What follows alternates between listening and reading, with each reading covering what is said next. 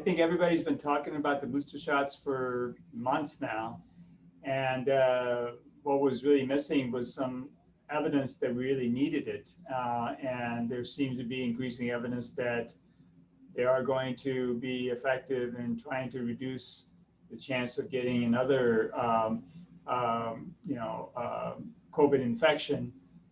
Even if you've had the vaccine before, we're going to be protected better by having a booster shot. I think it's really important to point out that the booster shot recommendations is based on science. It's not like something that people just all of a sudden say, oh, it's a good idea.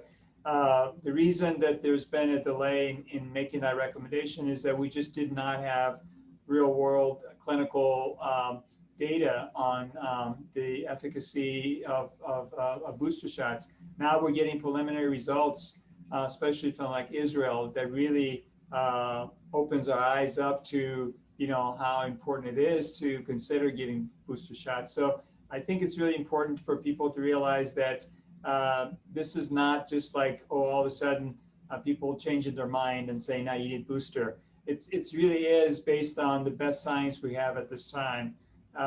As pretty much everything that's been recommended up until now by COVID, by public health officials they really have been based on the best science. So I think it's important to point that out to the public.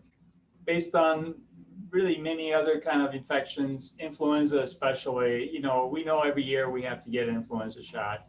I don't think anyone in the infectious disease world was really shocked that we would need a booster shot for the coronavirus. It was just the matter of when do we really need it? And I think the Delta virus has pushed us toward that answer a little bit sooner than we had hoped, actually.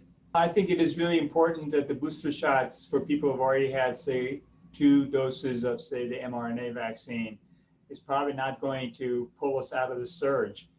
We still need to really make sure that people that don't have any immunity, have never been vaccinated, get those vaccines. That's still going to be a key piece of trying to get out of the surge as quickly as possible, along with, masking and social distancing. So the booster shots really are going to be only part of the equation. It's not going to be the entire equation.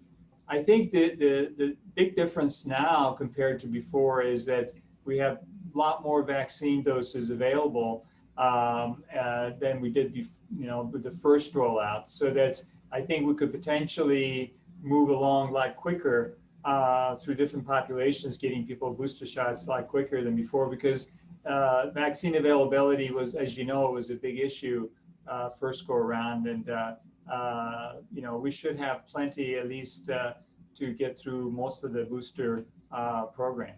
When you have something like Delta that is much more transmissible, more infectious than, say, the original strain, you have to assume that 70% may not be high enough. And we may have to go up in the 80-90% plus range to be able to actually make a big difference in trying to curb this latest surge. So my advice always been, get as many people vaccinated as possible. I mean, don't try to necessarily say 70% that we're done or 80% we're done. I think we should really try to immunize as many people as possible.